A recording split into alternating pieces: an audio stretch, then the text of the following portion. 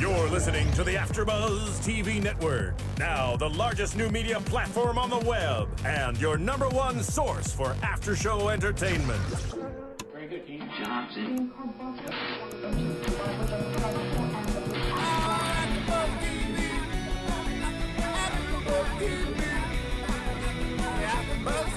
From the AFTERBUZZ Studios in Los Angeles, California, presented by Maria Menounos and Bing.com, and streaming live thanks to Akamai Technologies, this is AFTERBUZZ TV's Project Runway After Show. We'll break down tonight's episode and get you all the latest news and gossip. If you'd like to buzz in on tonight's show, you can buzz us at 424-256-1729. That's 424-256-1729. And now, another post-game wrap-up show for your favorite TV show. It's AFTERBUZZ TV's Project Runway After Show. Hello, Project Runway fans. Bing is for doing, and tonight we are doing another episode recap of your favorite fashion show, Project Runway. It's $1 Million Baby. We are in season 12, episode 2. Hey guys, I'm Virginia. I'm so glad to be back, and we have one special guest, and we have two lovely hosts to my left. Hi, I'm Stef Z. Hello, I'm Amanda Fields, and today we have a special guest with us, model, activist, actor, Ronnie Kroell. Woo woo! Yeah, hey guys. Ronnie, yeah, Ronnie. Yeah. Resident hottie over here. Yeah, looking nice. Look at him taking it all in. He's I'm like, just taking it all in. I'm basking in it. You guys are rocking. Red. I like it. You guys make me so blush. yeah, I'm blushing for you guys. Like it. Nice. Well, we want to get right into it because we have a lot to discuss tonight. First thing I wanted to go over is we have a lot of changes. How are you guys feeling about all the rule changes? Well, I like that Tim Gunn has that option to save a designer, and I also, this is not necessarily a rule change, but I just want to say I love the beautiful new runway. I love the lights around the top of it, the fact that it's white instead of black like it was before, and it looks very fresh, I think. Yeah, I definitely think the changes that they've made have really, really improved. You know, we've kind of had, I almost felt last season that I was getting a little bored with it. So I feel like everybody was kind of getting like, and all these new changes really, really helped that. We also have the budget issue where they no longer just get a set budget, they have to manage their budget throughout the whole season, which I really think is going to be a game changer towards the end. Yeah. You know, because I mean, I'm a shopper myself, you know, I can see that, you know, really causing some problems. I'm a shopper too, and the fact that they start out with $4,000 that they manage throughout all the challenges, I mean, you hope you stay all the way to the end, so you have to really guard what you spend each week. Hopefully they do the math and figure out what it should be. Yeah, I'm really interested to see still, though, if they're allowed for carryover from challenge to challenge. Mm-hmm. If their budget, like if they see something or if they have extra fabric, if they're allowed to use that, or if it's a fresh start every time. I don't think that was answered completely. I mean, it was only their first, you know, trip, but you know, we'll see. Yes, their first trip to Mood. We see Swatch the dog, so adorable. So cute. Love him. Yeah, but that could definitely, you know, play a part in it because if you buy, you know, $100 of fabric, you don't use it. Do you get to keep that and use it in, you know, upcoming episodes? Timothy would use it. Yeah. Timothy would use it. Or will people start to trade stuff? Because that could add an interesting element to it as well. That's a great idea. Like if people a barter are, system. Yeah, which would be great for all of them. Because if you buy something in bulk and then you don't use it all, like that would just be. If you're listening, well, it's over. But if you're listening, that's, you know, maybe a good idea for next season. I really love that the judges are getting up close and personal with the fabric and the designs. Yeah, because they've said before, you know, because we've had some contestants on before and they said, oh, you know, they get to walk around and look, but like the fact that we get to see what they're doing as they're, you know, like critiquing it, I think that really gives another aspect of it. And because we don't usually see it up close either, so I think it's good for us because, you know, when you're walking down a runway, you know, it can look like, oh, it's not that great, but then when you see, you know, the level of detail up close, you know, that can really make a big change. And you guys as models know that. On the flip side, too, a lot of designers in a rush at the end will send a model out and it's unfinished and things are bobby pinned and stuff like that. And that's not really professional. You want to see that. Well, I think in this case, we'll get to this a little bit later, but I think this is what ended up saving Helen, was that they could see her dress up close and see what she attempted. Right. And oh, go ahead. Steph. No, but in the same sense, being someone that has had a runway show like this, but that whole safety pin and like that happens. Like so many things that you put on the runway are not ready to wear. So I feel like it's part of the craft and the skill to, if last minute something happens, to be able to fix it so that it looks great on the runway. So it's kind of I see that point, but in the same sense, it's even when Helen was having trouble making the bus cups, while we were watching the show, I was like, oh my God, why didn't she just cut off her own bra and tape it on or something for that? But I mean, if it comes down to it, though, between two designers that are kind of neck and neck, something like that could be a game changer or a determining factor. I think she could even be disqualified for something like that with the rules of the show. That is something to think about. Yeah. But, they've had challenges before where they could, a guy has used his pants as a pattern piece, so we've seen things like that, and that I totally get what you're saying on that part of it. But, I don't think it's going to come down to, one safety pin that's going to hold it together, right. If it's, a whole seam of safety pins, so but, there's definitely that difference. Not for nothing, a seam of safety pins would be better than a hoo-ha showing like last week. Right. Just saying. Well, for some viewers, they might enjoy it. That's true. Very true. As long as you can't tell that it's held together by safety pins. Right. It's all about the effect. Right. I do think that one of the biggest changes, with Tim being on the panel, I think this could seriously influence some of the outcome, because he's actually there, as we saw this episode, he's there telling him, oh, well, I made it look like this, because I'm not going to give away any spoilers, but, just the fact that he can say, oh, this is what it would have looked like had I not helped her here. They may have never known that. So, right. Not to get into too many details, The other thing, though, about the rule change, in this episode, the rule change about not knowing the designers when the pieces walk, but with this episode, it was, Heidi even mentioned it, well, I kind of might know because they picked the models, which I thought, maybe they could have picked the jewelry a different way so that it really kept it, under the wraps. Anonymous, yeah. Yeah, but I do think that can play a part too, because I felt like in previous seasons, that, Heidi will get a favorite or Nina will get a favorite, right. And then, it doesn't matter how good or bad it is, that they're just going to sail through for a couple more episodes. And as I mentioned last week, I was saying, I think the designers, the judges, they're so smart. They're so good at what they do. They might be able to tell from week to week whose dress is whose based on just their aesthetic and their workmanship. Oh, absolutely. Well, Heidi did say that too, so that she knew Kate's dress as soon as she saw it. And of course, Kate was there last season, so she got more familiar with her style. Exactly. But yeah, I'm sure that's going to happen too. Because, we all knew Sandra's. We'll get to that later. Yes, this model definitely looks like she's from Russia.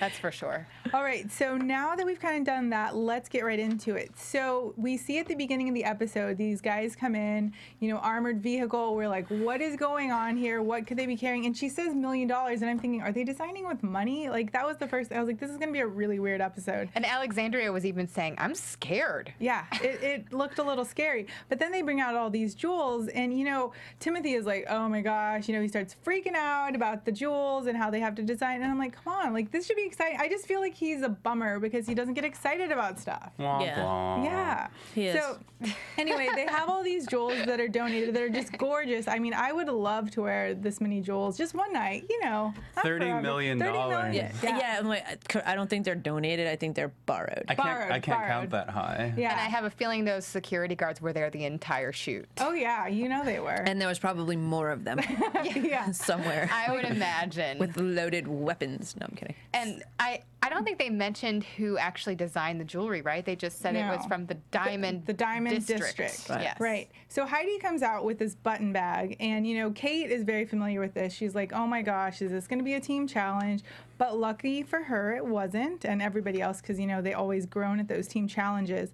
But Heidi starts to pick, and Braden gets to go first because he had immunity last week. And they pick the jewels, and that's how they're going to use as inspiration for their design. So, I don't really... Which was a little interesting, too, because some of the designers were like, I'm going to stick with you as my model. You know what I mean? So I wonder if that was an advantage to sort of know that you've already fit one model. Exactly. You know what I mean? And you can pick a fabric that works with diamonds, but the model's body, it's a little bit harder. So I wonder, and no one really said that. But that's what I was thinking. I'm like, I would pick the same model because if you're a good designer, you can make accentuate any jewelry. That's right. I mean, I think it's good to be familiar with the model's body, her measurements. Also, all of the jewelry was beautiful in its own way. I mean, there were different colors of jewel tones, but really it came down to who was the model, I think. Well, of course I think that. Well, what do you mean, though? Like, who is the model for the fit? Oh, I mean, excuse me. As a designer on the show, I think that they would pick the model over what jewelry she was wearing. Right, because of the fit and it's easier to work with. Right. Okay, and, yeah. And the look and everything. Yeah. And the walk. Right. Hopefully they're thinking about all that. What do you think, Ronnie? Yeah, the walk is definitely, if you've worked with a model that you really like, I mean, you can make a garbage bag look amazing. I mean, Amanda can make a garbage bag look amazing going down the runway. I want to see that. I totally want to see that. I'm bringing one next week. You have to wear it. I'll do it. I'll do it. I would want to see that as well. Yes. Yeah. Oh my gosh. Okay. Yeah. What did I sign myself do you up think, for? like, as models, like, after, and I know that they have more time than just one show, but do you think that they do have that attachment after one episode? Like, oh my God, I love this model. I really want them the whole time. Or, and in the same sense, some people were probably like, man, it was hard to fit that one. A model can make or break an outfit. I think they might already have somewhat of a bond because the runway day, as Kate has revealed, is very long, and I can also agree that it's a long day. So there is plenty of downtime to bond with the model as well. But what you see is what you get as far as the model spending time with a designer in the workroom and in the L'Oreal Paris hair and makeup room. That's real.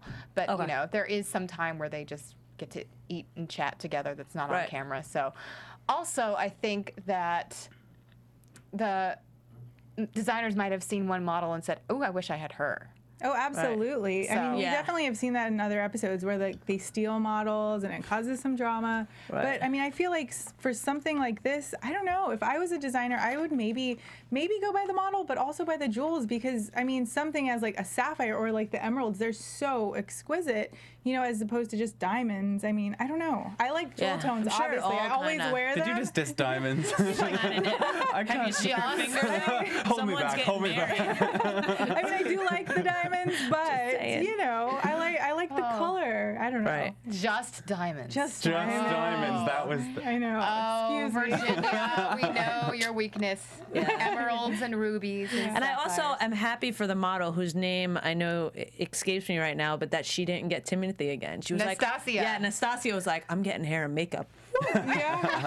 She was pumped. And I don't have to do a weird walk down the runway this time. I don't have to channel the Virgin Mary. Yes. and sniff my armpit. Yeah. Okay. Timothy. So anyway, so speaking of Timothy, he is the last person picked, and you know, he was the one whining about how he didn't want to have to choose, and he didn't have to choose. He was given, you know, the canary diamonds, and that was that. So after that, they head back to the workroom. Tim kind of goes in and, you know, explains to them, you know, their whole tablet situation again. We get to see a nice little HP commercial within that, and then says, we're going to Mood. First time, bring your bank card, or what was the bank card? The Go card? Go Bank? Yeah, Go Bank. it's a Go go. Bank. And so we see them head over there. And so I think for any designer, this has got to be exciting. If you've never been to Mood, it's like overload. Yeah. Steph, weren't you? I've been, well, out here in LA, I used to go to Rag Finders a lot, which is what they used on Fashion Star. The and it's five-story. Yeah. When you get there, you're just like, and that's the thing too. It's if you don't somewhere in your head have an idea, you can get so overwhelmed because it's like a kid in a candy store. Seriously, to a designer, you're like, I can make this, I can make this, I can make, and they have to stay focused. So And also, they could spend as much or as little as they wanted to. So it wasn't like other seasons where they had a clear budget and they said, oh no, I can't go to that section. right. Right. And so you're thinking diamonds, you're going to want something fabulous to go with these diamonds or emeralds or whatever they got. Right. You know, and where does Timothy go? To the trash. Trash. The garbage bag of fabric. But I think it's hysterical that it winds up that he's pulling remnants from Zach Posen. Yeah. Zach Posen's cast-offs. He didn't even use the blue velvet. He sent it back, and now it's... I have to say it's very creative of Timothy. You know, it's actually more of a challenge, I think, to make that decision and make something work. I agree, because I watched his backstory, you know, on the road to the runway, and I like him there, but I don't like, maybe it's just the editing that they're doing, because they can do that, you know, they can make him look like, oh, poor me, but I feel like, come on, this is the challenge, like, you have a chance to win. you know, like, what, You're here to win. $500,000? But then I was starting to think about that also. He doesn't want to use an electronic anything. He doesn't want to use all, like, if he wins, he's not even going to use half of the prizes.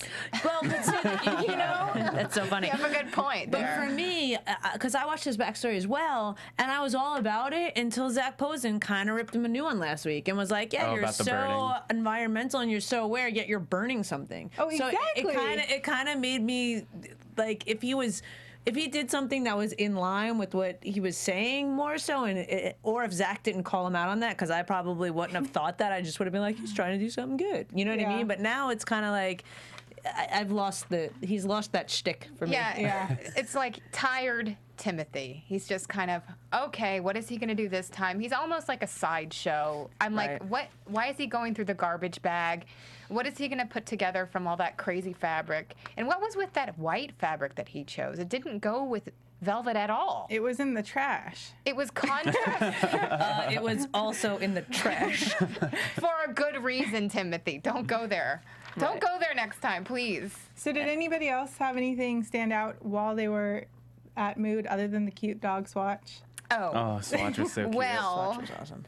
I noticed that Kahindo was choosing a print, which was a beautiful print, and it looked like something that could belong on a really fabulous summery dress, but not necessarily with this challenge. It didn't scream evening wear or jewelry or anything like that to me, and I think Tim Gunn stepped in and asked her what she was choosing for a good reason. He was questioning the taste level of Kahindo there and wondering why she would put that with her jewelry. I mean, it's pretty obvious why Kahindo picked that pattern to me, because she's obviously very in touch with her cultural background, and those patterns and those colors appeal to a certain market. And I think what she's going to have to learn to continue on in this competition is mass appeal.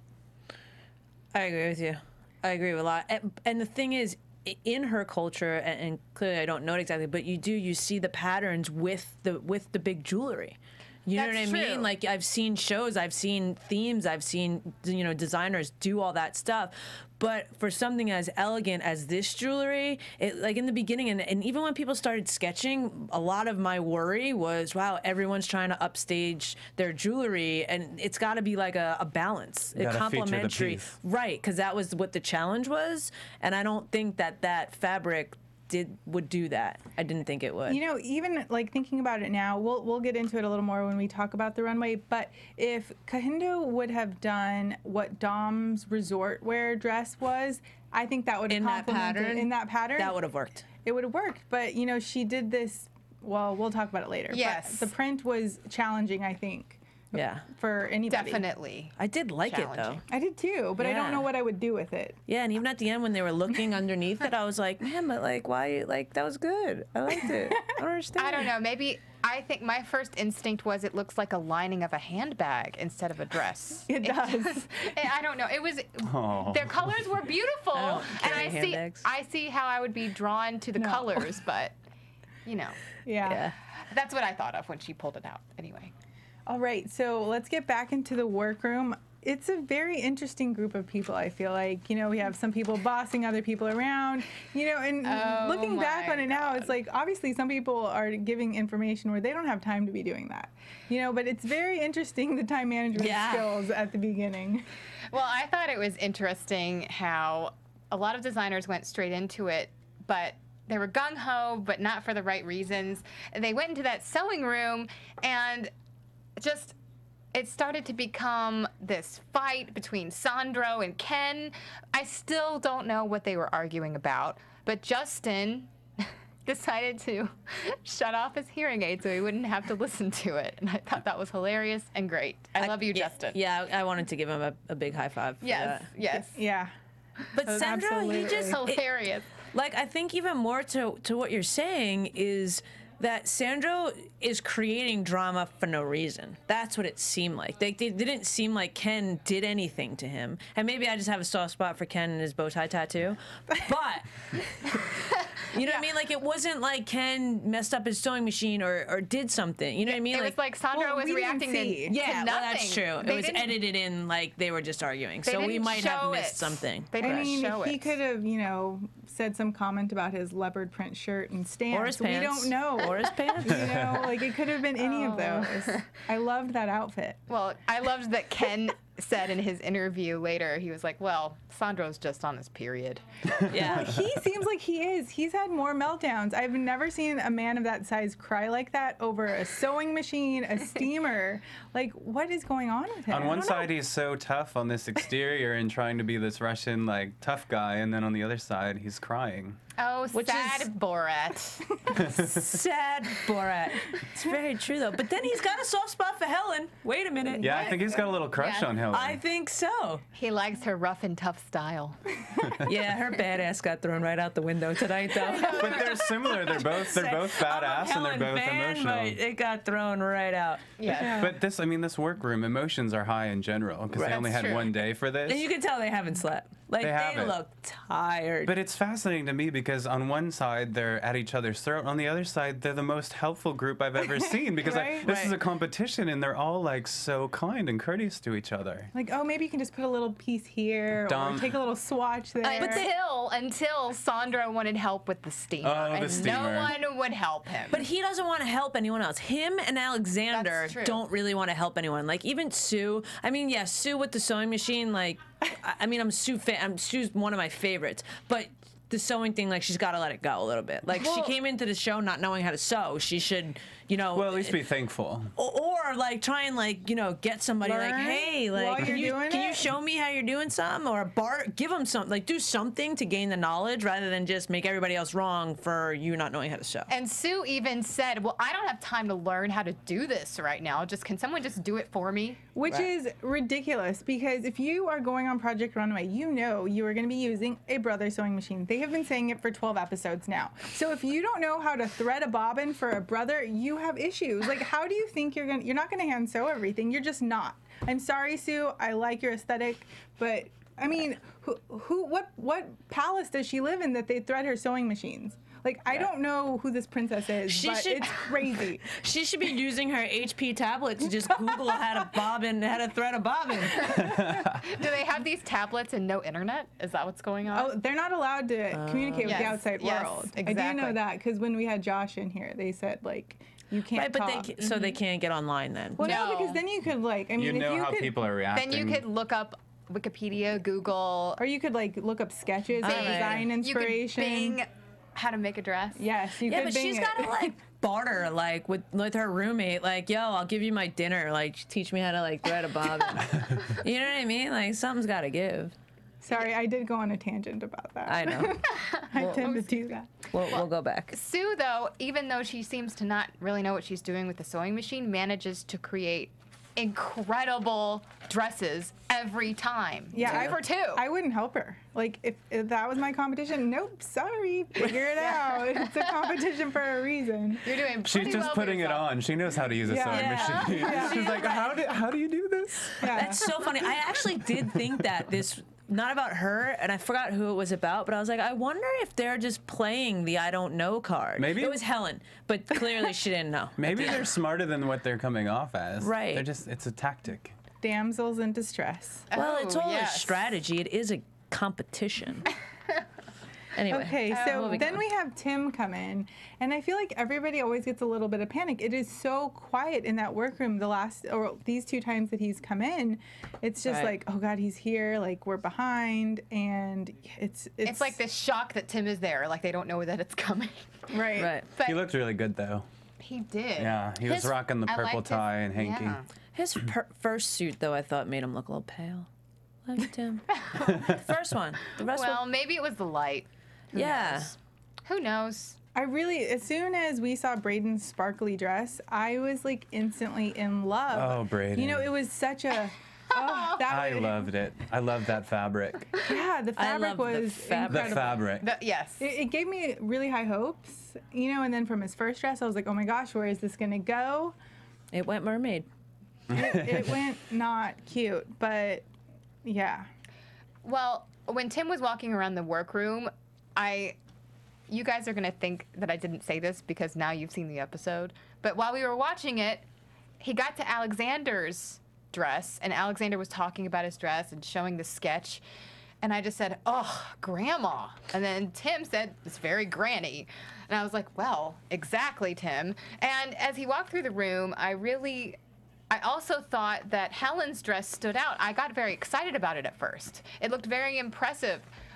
I didn't know that she was taking on more than she could chew, but Right. we'll talk about that in a minute. But You know what I made note of with Tim was I like how he told Justin he disagreed with what Justin was doing with the shoulders, and Justin afterwards was like, okay, I'm not going to listen to him anyway. And his dress was gorgeous. Yeah, I definitely. He was one of my top 3 tonight. Yeah, I really enjoyed his. And you know, the other one was after Kahindo got her review from Tim, she just kept saying, gosh, it was so harsh. You know, that was just, you know, a really harsh critique. And it's like, but don't you want that? Like, if my outfit is terrible and Tim Gunn says, hey, this is terrible, I'd be like, okay, maybe I need to, you know, take a step back and edit this, not just like, I mean, I don't want him to just be like, it's hard when you get attached as an artist to something with the direction that you're going, and you have to kind of balance the advice. The emotional.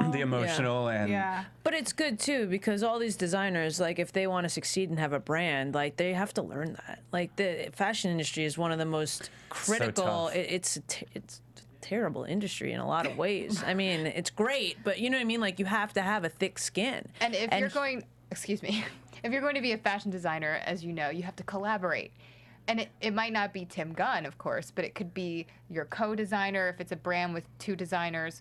And you have to collaborate with your pattern makers, the people that sew the dresses and send them back, the samples. And you have to trust people. Exactly, and be able to delegate, but also listen to other people's opinions around you, because even if your name is on the company, you still have to be able to say, okay, I was wrong about that. Right. And I think going into this type of competition, like, I agree with Virginia, like, I would want Tim to, like, critique me all day long, because that's the way you learn. You know what I mean? Like, that's, and even if you don't win the show, you get the most out of it to, like, make your brand succeed afterwards. And, like, I feel like it's hard, because I'm sure they're sleep deprived, that they haven't been able to talk to the people they love. Like, it's the stress, you know, like, all that weighs in, but, like, you know, and Tim has such an elegant way of saying stuff. Like, he doesn't say things to make, like, he's direct, but I don't think he says things to make people feel bad, or, you know what I mean? Like, even when he was saying to Timothy, like, you're a hot mess, he wasn't like... It was loving. It was in a compassionate way. So it's like, Timothy, do you see what you're creating here? This is a hot mess. It really doesn't go together. Right. You need to really think this through. Tim doesn't want to see anyone fail. Yeah. He wants to see them succeed and be the best designer. Yeah, Yeah. he is like that. He is like the epitome of a mentor, you know. And I think, like, basically, like, the time that they take and invest in these designers, they know that they have, you know, something capable in them to be the best, and it's just like getting that out of them, you know, through the sleep deprivation, you know. So he's trying to really pull out the best parts, because he has seen them, you know. He's seen all the work that they brought into their, you know, castings of how many times they have to go in there. So, you know, like, he's trying to inspire them, because I mean, I looked at Timothy's stuff and it was amazing, the stuff he can do, but I wouldn't have guessed it from that dress. Yeah, he's struggling. Yeah. He needs a unicorn shirt. He needs a team unicorn shirt. Timothy, we can hook that up. Timothy had a sad seagull T-shirt this time. Yeah, he's a happy unicorn. Well, and you know, we see that what is it, Helen? She's having this meltdown because she can see that, you know, Kate's doing something very similar with the bust cups, and she's looking over saying, like, gosh, Kate's dress looks so great, mine looks awful, you know. And I just kind of think it's a little bit funny. I mean, it's sad but funny. You know, when Helen first saw her on the first episode, she was like, oh my gosh, I'm already not going to like Kate. And, you know, she kind of had it out for her in the beginning, you know, and now she's like, oh gosh, like, Kate's doing so well. I mean, I love Kate, though, so I'm very girly. Kate's my favorite. I like Sorry. Kate. I'm still not a fan of that. I feel like she has, you know, one up on everyone, that she's been through it once. And I don't think that that's a fair playing field, an even playing field. Just my opinion. Well, aren't they all at different But she was on the show last year, so she's been through the entire show. So she knows what to expect. She knows the long hours. She knows the critique. You know what I mean? Like, I feel like she's been training for this. Yeah. Exactly. She knows what making a dress in one day feels like. But also, the difference is she is a wedding dress designer. That dress was very wedding-esque. And it was very well she's constructed. done that. She's probably done that before. So I don't That's know her style. how much of an advantage the fact that she's been on the show before has, as opposed to how much experience some of the other designers have. Because, you know, some of these people are couture designers. Some of these people are costume designers. You know, so they know how fast they have to do things. And so I don't know how much that's going to play into it, you know, going forward a couple episodes. But I definitely think, you know, Helen, how much experience does she have? Right. No, I agree. I think with Kate's experience with the show, it just keeps her stress a little bit more at bay. Yeah. She knows what to expect. But she was nice enough to tell them, like, Yeah. oh, you know, it's going to be probably 6 a.m. to 11. you Yeah, know. She did She say coulda that kept it. she wants to win because of her talent, not because the other contestants don't know something. That's why she's been very, you know, open about it. Yeah. Which I think is nice. 'Cause, Okay, like, she could- fine. I'm just kidding. Sorry. I like Kate. I'm just saying, like. Anyway, I want to talk about Sandra's steamer moment. Oh, yes. Because, oh my God, he's such a drama queen. He went and got a crew member to come in and dragged him by the hand over to the steamer and says, how does this steamer work? And the crew member is like, I don't have time for this. I have to go. Yeah, Nah. that was crazy, and nobody wanted to help Nobody him. wanted to help him at all. Why? He was all steamed about the He steamer. was steamed up. Yes. Dum-dum-dum. I just don't, why couldn't one of the models help him? I know models steam clothes sometimes, like you guys know. I'm sure y'all have steamed I a know how to use garment a or steamer. two. Why couldn't he just ask his model? Maybe she didn't know, or maybe she wasn't allowed in the room at that point. No, because they were was already there. weren't She they was already there. dressed? They were getting dressed at that point. But Okay. steam your outfit before you put it on. Like I know in previous episodes, models have even like helped them sew stuff on. Maybe that's what it is. Was Maybe they everyone said else no more kind help of busy from though? models. Because it was like the last Few minutes before having to the go. show. Maybe they were all kind of busy, like, I'm not walking away from mine for you. And he's not like the most helpful dude. Like if like what's her name, Dom or somebody needed it, I would be really shocked if Sue didn't walk over there and help because Sue's been helped. You know what I mean? Like it's like a give and take. Like Sandra's just kind of. But then he sticks up for someone. Helen. He Right. sticks up for Helen. But well, Helen, that's the crush. Helen It's the was crush. just, It's you the know, It's the crush. there was no help. She couldn't go help. She was like you gluing her imagine? dress together or whatever. Yeah. Hanging by a thread, Yeah. especially the back of But that was some good drama, and I'm excited to see more from him. I like love to hate him. You He's know? going to be around for a while. Yeah, he will. Yeah. very Drama entertaining starter. and interesting. But I don't hate designer. him. No. I don't hate him. No. I like him. Yeah. I don't want to like him, but I like I hate him. that I like him. Yeah. You know who's starting to bug me a little bit though? Alexander. Oh, Alexander. He just sits there all hoity-toity. And you know what sucks is that I think he's kind of good. Is he the costume designer? Yes. Yeah. Okay. Of course. I think he's kind of good, and I like his style, and I feel like it's just maybe an insecurity coming out because other stuff's going on that he's maybe not involved in, like these two people are helping each other or this, or he complains about Helen giving advice, which we see is her own problem, that she shouldn't have been wasting time giving other people advice, but like it's not really... Like, there's nothing happening to him that he's complaining about. He's complaining about, like, all these other little things going on. Or maybe he thought he was going to win from the beginning, and then he sees all these other designers that are really talented all around him, and he's like, uh-oh, I'm not the biggest fish anymore. Right.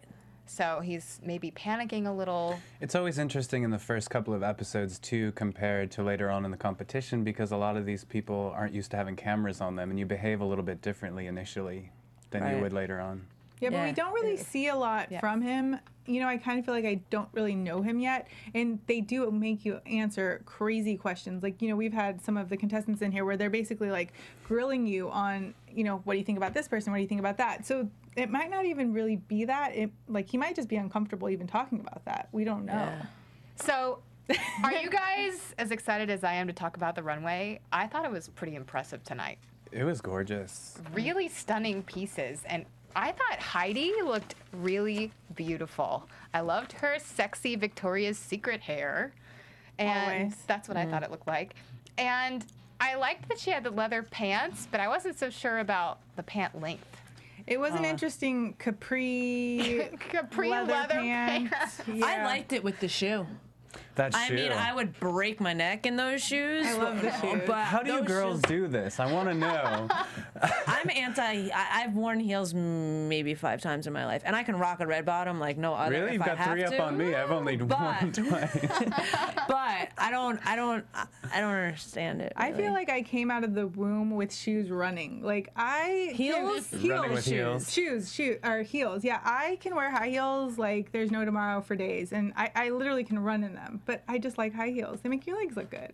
And I'm 5'11", and I still like to wear heels. Sometimes people would even ask me, why are you wearing heels? You're already so tall. And I say, because they look good. Yeah. And they make your legs look good, and I like to wear them anyway. I got used to them going on all those castings and everything. But I think the thing is, a lot of girls like to wear them.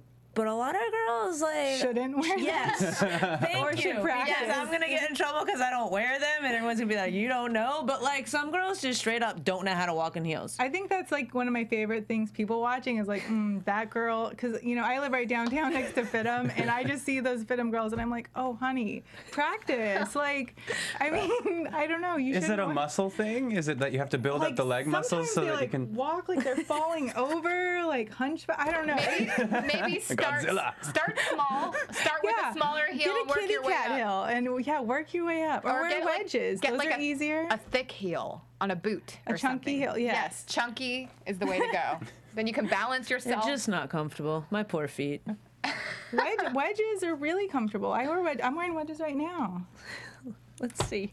I'll whip them up. Don't test me. Do it. No, I'm kidding. Okay, so sorry. It's okay. Well, getting back to the runway. Yes. Okay, so we have a lot. We have a lot to cover. We have a lot. So let's just go around because we've had a little before. Let's go around and everybody say their top 3 and bottom 3. ooh. Oh. Who's starting? I can start. Let's hear it, Amanda. I think that Sue should have been in the top 3. I loved that sexy black gown with the ruching technique. It was so sexy on the model, very beautiful. And also, I believe it was Ken that designed a dress in an aqua teal color on a redhead. And of course, it stood out to me. And I said, oh, that's the one I'm wearing. But I think it was Ken's, right? Mm-hmm. Yeah, it was like emeralds. Yes. It was like a mermaidy. With a peplum waistline, Yeah. strapless. It fit her so well. I thought Sue and Ken should have been in the top. And of course, Dom. Dom really surprised me this week because in the workroom, when I saw her fabric, I was just thinking, oh, Meh. what is That's what I thought. What is that? Yeah, I didn't like that pattern, and I didn't think it had good flow, and I liked it, but White fabric with little tiny green flowers. It just didn't say runway. It didn't say jewelry to me, but somehow she made it look effortlessly beautiful. And I think they got it right with the bottom 3 this week. Except I think I wrote down that something else really bothered me. Oh, Alexander's dress. Can we say that this looked like a Halloween costume? Yes, it was just the grandma in The black bumblebee outfit. and- yeah. See, I thought it was a great dress in the sense that you can tell he's a good craftsman, but it was a wrong runway. Like, great dress, wrong runway. It was for the wrong challenge. Yeah, that's what I'm completely. saying. Like, wrong Wrong runway. Yeah, it because was it had just- great movement to it. Yeah. Like, you could tell that he knew what he was doing, but Right. it was like way too much going on that you forgot that you're supposed to be just complimenting the jewels. Like, I think dress. that was the trick of this challenge, was make something that, like really makes the jewels stand out. The dress outspoke the Yeah. jewels. Yes, and the model was just drowning in it. Like, I couldn't even see her. All I saw was the weird sleeves and the On the other crazy hand, chiffon. Jeremy kind of did an homage to Christian Siriano because he had those like layered kind of textures at the bottom of his dress. I Right. really enjoyed that a lot. Is he one of your top? He's not my top, but I really wanted to give him credit for that because I thought it was really beautiful. So who are your favorites? On that one, I put, I'm so fluffy, I'm gonna die. I'm so fluffy. I'm gonna. From Despicable Me, that's what I thought of. Yes. That's so funny. I have to agree with you. I thought Sue should have been in the top, but maybe because it was just too simple in New York and black that maybe they didn't want to give it that credit. But I loved Sue. I loved Sandro. I really did like his look, as Russian as it was. And let's see, Kate, of course. I really liked the ethereal pattern. And then my bottom was probably Kahindo, Miranda. You know, I'm really hoping that Miranda grows throughout this competition if she stays in it. But it was still too military. Was that the one with the royal blue coloring to it? What did she? Yes, and it looked like it was like chopped. Like it looked uneven. very sports-like and very military-like. It didn't look very elegant. And then Alexander was in my bottom. And then I think Braden, you know, being the victor in the first episode, I expected a lot more from him, and I was really digging the fabric, but it was too tight. And it had a weird effect in the upper body. It almost looked like a swimsuit cutout. Yeah, it looked like mermaid. There was definitely a cutout to it that made it look like a not mankini. Monokini. Wow. Yes. Sorry, I pour out on the brain. Mankini. That's so funny. So my top 3 were Sue, Ken, and Justin. I really liked Justin's dress. I thought it was amazing. It was elegant. I liked how like the navy purple shined through. Like I thought it was a really good look. And I liked again that he was like, okay, I heard what Tim said, but I feel confident about my dress, and it worked. It totally worked. And then for my bottom 3, I picked Helen, Timothy, and Sandro. I was not a fan of Sandro. I felt like he should have had.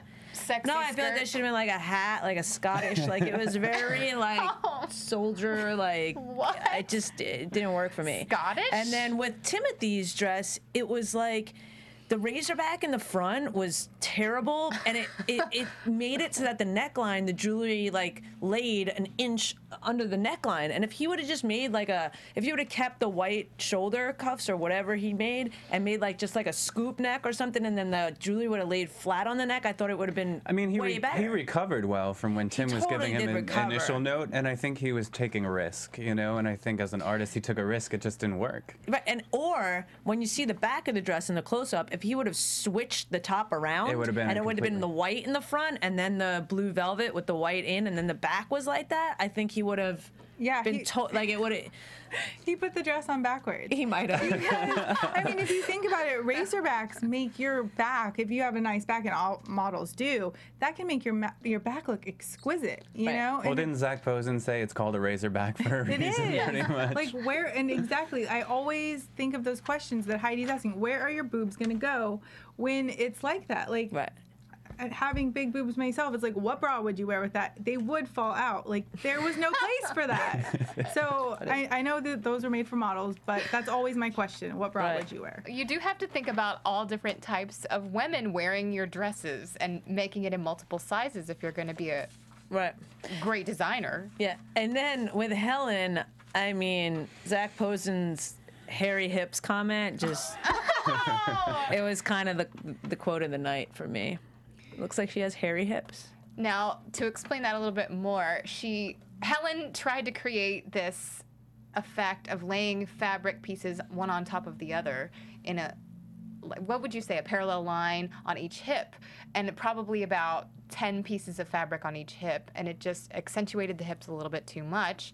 And then she actually like roughed them up on purpose so that they would look stringy like that. She pulled the she did that on purpose, which I think was, if that would have been constructed neat and it would have looked like pleated or like a like a parallel pleat, not scrunched together, like that would have looked elegant. I mean, her whole dress wound up being terrible. Like her idea, I really liked. Well, I mean, her breakdown, she knew it was the construction. Yeah, as much as I feel a little bit like, there's no crying on the runway, like, but I know there always is. But in the same sense, like, she wasn't crying because of drama. She was like, man, I know it kind of sucks. Yeah. And she owned it. And then, and I feel like that really helped her, stay on the show. And I loved how compassionate Tim was. Yeah. He went over there and talked to her. Heidi even said, "Tim, do you see Helen over there? Maybe you should go talk to her." It was really, really bad. Yeah. Like, I felt awful for her. They I had did to too. stop the show, it seemed like. It wasn't like it was dramatic, but it wasn't dramatic in the same fashion as like Alexander being pissed that she's like giving other And people Tim didn't comments. sugarcoat it. He said, "You know what? This isn't the way that you usually construct. You know, it's just one time. You know, Right. don't beat yourself up too much for it." Right. And Sandro even helped her out on the runway during the judging, which Right. It's highly unusual. Yeah. So for the judging, for the top, they decided that it was going to be Dom, Kate, and Sandro, and for the bottom, it was going to be Tim, Kahindo, and Helen with her mismade cups. Now, I mean, I see where they're coming from. I actually like Sandro's. I thought, like, I don't know, it was like sexy pinup. I did too. I enjoyed it. And, you know, midriffs are completely Sexy in pinup. right now. It was like a military pinup. Like, that's what I thought of And when the I saw it. colors he chose The colors definitely were great. accentuated the rubies. And It reminded me of this fashion line called Stop Staring. If you guys look that up, it is very much that Hollywood chic pinup look. I liked it a lot. I've seen a lot better pinup. I'll just leave it as that. All right. Moving on. Yeah, You cracked me up, Steph. You just cracked me up. Moving on. Oh, and we should Maybe I mention that the guest judge this week was the Emmy award-winning costume designer Eric Damon, and Eric he had some Damon. very interesting insights tonight. He was rocking the camo. I thought he was gonna like Kahindo's pattern. Yeah. Because of his own outfit, but nope. Not so much. He liked it in a jacket, but not in a dress. Yeah. Okay, so, you know, it was interesting that once they actually had them all up there and they were talking to them, you know, Helen was not going to back down, and I felt really, really bad for her, but it was nice to see her just, you know, defend herself. Like, she was like, I'm going to do this, even if it sucks now, it doesn't matter. I'm just going to keep doing that. And it was good because, you know, I felt like she definitely got respect for me because she could have just been like, okay, you know, whatever, but I definitely get that sentiment, but I was kind of on the fence with that because at some point you have to just say to yourself, you know what, I'm just gonna take the criticism, suck it up, and move on. But like it was just drawn out, like emotional sob story. Well, and then Sando was like, oh, you know, she tried her best. And I was like, what is going on between those two? Like, I want to know. What's there has going to on be in that house? something. Sneaking in each other's rooms at night or something. I don't Ooh. know.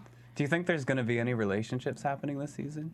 It already seems like there is. But Sandro also made a really funny comment, and I don't know it verbatim, but something like, "I love my outfit because that's the way I love my women." in He's my gonna put that. clothes." He's gonna put So that on you Helen. Put that on Helen. That is just- Oh, but it could look good with all of her tattoos. Oh yeah. Ooh, it'd be sexy. Oh, Helen, put that on. Okay. Okay. I digress. What did you guys agree with what the judges were saying tonight? Was there anything that stood out that made you feel like, oh? Well, I was really surprised how, because usually they call her Mina Garcia for a reason, because usually she's really mean, but like to the point, like honest, you know, but when she was talking to Helen, you know, she kind of, after she saw her reaction, she kind of changed and was like, you know, good for you, like keep at it. And I was really surprised, but I mean, you have to be that passionate. Like you were saying, it's a tough industry. You got to just suck it up and keep going. And I think Nina was looking at her as, okay, she's young, she's new to the business, she has potential, and she has ambition. So putting all that together, I think it was right to, well, make the sort of decision that she made.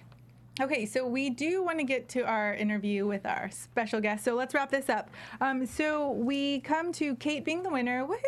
Yay, Yeah, Good Chicago. job. Yeah. And Kahindo, surprisingly, was sent home. I was kind of surprised. Were you guys surprised? I was surprised, but Ronnie made a good point, and tell everybody what you were saying about Kahindo and why you think she got sent home. Not necessarily because of the design, but because she wasn't as entertaining. Yeah, I mean, it is a TV show, and when you're a contestant on a reality TV show, you also have to kind of know that it's about personality and it's about how people are viewing you, and are you interesting, you know? And I think, I love Kahindo. I think she has a lot of potential, but again, she's very niche. But I think it's just because of her personality that kind of... Well, and I think that's a really nice way to say Timothy's a lot more dramatic. He is. But he is. He's very, it is a nice way of saying it. I think Timothy definitely had the worst dress this week, but He brings. Well, he's no. gonna. I bet you there's some Timothy lovers and haters, and he brings emotion out of people, and I feel like that adds to a show. I do love Timothy as a person. He's very entertaining. He's very sweet, but that dress was. Oh. Helen's was worse. I'm sorry, but agree. Helen's was Helen worse. was What worse. was going on with that butt? That's they true. I showed forgot hairy about the hips. back. I forgot about the Hairy back. hips, were coming butt, out. no boobs, like Crazy do boobs. not put that dress Yeah. on me. Crazy boobs in the wrong way. All right. Just all the wrong pieces of that outfit. Oof.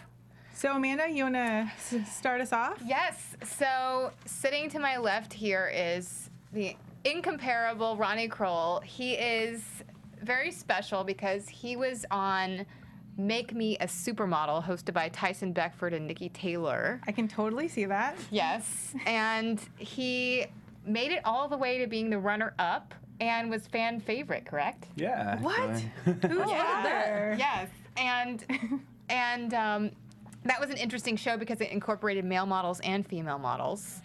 And Ronnie, you look incredible. What is this that you're wearing? Why, thank you. I actually am wearing a Project Runway alumni design. It's a fall collection from Joshua Christensen. Love Season him. 9. Love He's it. also a FITM alum. Love Oh, it. yeah. He's incredibly talented, and each season I'm always excited to see what he's coming up with next. But this was a fall collection. It's kind of sports oriented. He kind of got his inspiration from sportswear. I love this jacket, and even the pants. I mean, I can't show the viewers at home, but there's actually otter wax on the pant, so it gives it a different texture. That is really it slippery? beautiful. It's kind of tough. It's rough. It's kind of cool. I like it a lot. It almost looks leathery. It is kind of leathery, isn't I would it? think otter wax. Isn't that what you use for like a surfboard? I don't know. I've never surfed. I don't know that it's otter wax. And what Okay, is just this? wax. It looks like an arrowhead sex piece of wax. jewelry. that I you have. am wearing a Kyle Chan design arrowhead. It's an agate, and it's surrounded by 14 karat gold and diamonds. You could have been on the show tonight. I know. It was the perfect night to wear that. Are your And, security guards outside? My security guards are totally waiting, and I have a 2 karat black diamond ring as well. Nice. We know Heidi Klum likes her black diamonds. Oh, yes. She even Yeah, mentioned she her does. earrings tonight. So Ronnie is also part of something really special going on right now. He co-founded the Friend Movement, which is an anti-bullying campaign, and it includes a photo campaign that says the new F word. Can you tell us a little bit about that? Absolutely. Actually, you're seeing Adam Lampert right now here up on the screen. The new F word is an edgy campaign that says no more freak, no more faggot, no more fatty. The new F word is friend. And we need to start being kinder to one another. And so that's the whole idea behind Friend Movement. Oh, there's Amanda. Nice. I was lucky enough Doesn't to be she a look part fierce? of Look at those boots. it. Fiorentini and Baker boots. I'm just saying. But, you know, especially in today's day and age where, you know, you hear about such awful stuff going on, kids are bullying each other, adults are bullying each other, it's not that difficult to be kind. And so everything that we're doing with Friend Movement is about enabling and inspiring people to be a better friend to one another. So in addition to this new F word campaign, we're also doing a feature film. There's Joshua. Aw. A feature film and actually creating content that's educational and entertaining at friendmovement.com. I think it's such a good thing that you guys are involved in it because, you know, it's like the pretty people are always like the catty ones you think of, you know, like, oh, that pretty girl is mean to me. So it's nice that, you know, pretty people are, you know, sticking up for, but I'm sure you've heard it before, like, or even felt it yourself, like the fat word, like as a model, you have to, like, you know, there's It's rough pressures to because be small. there's a lot of stereotypes out there as well, and you know, people think that models are stupid. That they can't carry on a conversation. There's a lot of stereotypes there that's very frustrating. But the thing about this campaign is it's all about an inner monologue. So we're not giving bullies the bird, but we're giving bullying the bird. And it's so when you're being bullied in school, at the office, wherever you are, you have an inner monologue that says, you know what, F you. I really like myself and I don't need your validation. And when you walk through the world with confidence, you're no longer a target anymore. You can be comfortable in your own skin and you don't give your power away to anyone. And you were able to work with Tim Gunn on this campaign too, right? Well, I think this is really interesting too that it comes from a model in the fashion world because I feel like I love this topic and I've been to like schools and talked to children about bullying and stuff, and being in the fashion world, you really forget that all bullying and most of the problems in our world come from image. Really, it's self-image. Well, both. It's image and then self-image, because if somebody looks different than you, there's a fear or there's a disconnect, rather than the inquiry of like, well, why are you that way? Like, what do you do that makes you like that? You know what I mean? Like, we don't want to be that friend, because you know, like when you're first friends with someone, you want to get to know them, and like people aren't doing that. You know, yeah, they're just being fear, and I think it's so funny. Like I was saying earlier, I literally was on your Indiegogo campaign last week, reading about this, because I think it's great. So everybody should go to his campaign and donate. It's a great project. Please do. Go to friendmovement.com and you can learn. We're actually doing an open shoot in LA August 1st and 2nd, so you'll be able to learn how you can come take your new F-word photo. So how did you get started with all this? My co-founder and friend Elliot London and I met through mutual friends just over a year ago, and we sat down and we talked about being artists and making a difference in the world. And actually, it became a movement. It was just going to be a film originally. It was going to be called Friend Film. And organically, as the months went on and we were telling people about our mission, like they added value to it, everyone built on it, and it became something even bigger than we could have ever dreamed of. And now it's a movement. Now people all over the world are changing their middle name on Facebook and on Twitter to Friend. You know, they're learning how they can get involved, and it's really inspiring because people are really stepping up and sharing their talent to make a difference. And tell us a little bit more about working with Tim Gunn. How has he become involved in the campaign? Tim has become one of my closest friends and a mentor to me as well in this arena. As you can tell, he's an incredible teacher and a mentor in the fashion community, but he really has dedicated his life to making a difference in the world. And he said to us, you know, you guys have really found a niche that I think hasn't been explored yet. And even though some people may be a little taken back at first by the edgy nature of the photo campaign, I think they're really going to come around. We actually met him at his hotel room here in LA, and we used the bathroom as a makeshift recording studio, and he recorded our Indiegogo campaign video. That's awesome. So what's next for you guys? Next up, we have named our first 5 cities in the Midwest. We're going to Chicago, Milwaukee, Madison, Minnesota, Kansas City, and St. Louis. Wow, Yeah. That's exciting. Yeah. So what, like, do we just go online to donate, or, you know, is there T-shirts or posters? What? Tell us that scoop. You can go online to friendmovement.com to donate and learn more about the programs that we want to develop. We definitely, I mean, you have to take some baby steps. You have to build a very strong foundation, because Elliot and I joke that we're too creative to make money because we always got another idea coming up. But we're starting with the photo campaign, and that's our #1 priority right now, is really flooding social media and getting people involved with this and telling people's story, because I think we all learn from each other. It's easier to connect with someone if you can understand where they're coming from. Right? Like what you said earlier about being afraid of something. Let's ask questions and let's learn why they are that way. Another incredible woman who's involved is Lizzie Velazquez, and she's one of 3 people in the world living with a medical condition that doesn't allow her to retain body fat. So she's 24 years old and weighs about 58 pounds wet. Wow. And she was surfing the internet one day, and she came across a YouTube video that said the world's ugliest woman, and it was her picture. I think I read an article about that, actually. I saw that. And she's is that just, on like, your skin and campaign bones. too? Yeah. Okay, I'm like, I just read that story. And, you know, any other person that was weak would allow depression to sink in, but she's really turned it around, and she's a 2-time author. She's a motivational speaker, and she's one of our biggest advocates. She's an incredible human being, and we've learned so much from her. That's awesome. So how can we help?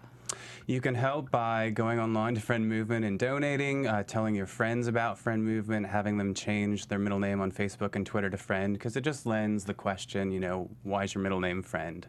And it's very much grassroots, you know, and we're very lucky to have celebrity support, but it's more important to us to get on the ground and to meet with youth and adults in the community that need our help.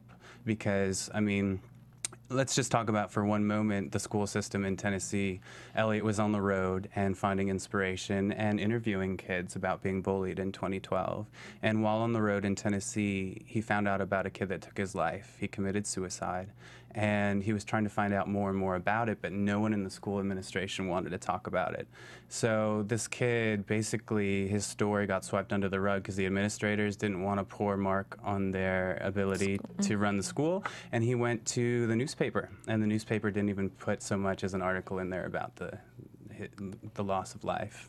So, I mean, we have to step up as a community. And you know what? This is about anger. You know, we need to be angry that 1 in 4 kids are being bullied every single day of the week, you know, that kids are taking their life. And it's okay to be angry, but we just need to channel that anger into positive action. Ooh, very well said. Well, yes, thank it's you all about so what much. you do, right? Yeah, absolutely. And we can all do a small part, because in the bigger picture, you know, it creates a safer and more enjoyable place to live for everyone. Awesome. Oh, Yeah. so sweet. Awesome. Well, That wraps it up over here. but Do you want to do predictions? I had one little piece of news I wanted to Okay. share. AfterBuzz TV News. So earlier today in New York City, Tom and Lorenzo of the infamous fashion blog tomandlorenzo.com are officially hitched. They got married. The wedding was a very small private ceremony. Oh yeah, Steven. You're on it. so sweet. It was a private ceremony held in the garden behind Project Runway Season 2 contestant Emmett McCarthy's store, EMC Squared in Soho. Emmett was their best man. Nice. So congratulations to you guys Congratulations. from everybody here at AfterBuzz. We're very excited to hear all about it and see the pictures on the blog, hopefully. And Nice. I almost forgot, I have a little gift for you guys. So sweet. A little love from Kyle Chan Design. Oh, thank you. You're welcome. Thank like you, gifts. Ronnie. Yeah. Oh my Woohoo. God. We like it. Yeah. Do we open them now? Absolutely, put them on. Oh, Oh, beautiful. so sparkly. I Love like it. it. Like it. I love Do you this love? Man. bracelet. I do. Yes. It's a little I don't know how to like get this on. Oh, You gotta just pull. clover shape, and so it's so pretty. Oh, thank you. Oh, you're so welcome. I like it. Thank you. Yeah, Oh, beautiful. This is beautiful, and it even goes with my bracelet. You gotta have Yeah. some swag here. Yes. Yeah. And on a night of jewelry that I know. wraps it up so nicely. Fabulous. Oh, thank Kyle you. Chan Design. All right. Okay, so predictions, guys. Who do we think is going to go home? Who do we think is AfterBuzz going TV. to win at the end of the season? Amanda, let's start with you. Okay. Well, I think Sue and Dom and Ken and One person. Oh, I was picking a top 3 or 4. Okay, one person to win at the end Yes. is Sue. I think she's Wow. my favorite. I think she's my favorite. That's out of left park, I feel like. Yeah. That's mine too. What? I was gonna say that. Air High five. Yeah. I just would I would wear everything that she sent out so far. I would even wear it. Hey, so she applies to a lot of different styles. There you go. Ronnie? I feel like Braden is going to be like the overall winner. I think he had one little slip up this week, but I think he's going to come back stronger. I completely agree. I think he Look is at that. just We're Team amazing. Sue versus Team Raiden. Okay, and next week, going home. Oh, Man, I hope going it's home. Sandra. It could be Timothy. We'll see what he I don't- creates next No, time. they can't do it this season. No, 2 times no. he's been at the bottom. I think it's Karen. She's kind of boring. She's just under the She- radar. I even forget about her, and Or Dom. we didn't even talk about her the whole show. Sorry, Karen. Karen, you're adorable, but that dress you sent out tonight, I was just thinking the bust was all over the place. It's just, All right, guys, that wraps it up over here. Where can we find you guys? You can find me on Twitter and Instagram at IAMSTEFZ. you can find me on Twitter and Instagram at The Runway Queen. Twitter and Facebook at Ronnie Kroell. And you can find me at Virginia Reyna. Have a great night, guys. Thank you. Bye. From Bing.com, executive producers Maria Menounos, Kevin Undergaro, Phil Svitek, and the entire AfterBuzz TV staff, we would like to thank you for listening to the AfterBuzz TV network. To watch or listen to other after shows and post comments or questions, be sure to visit AfterBuzzTV.com.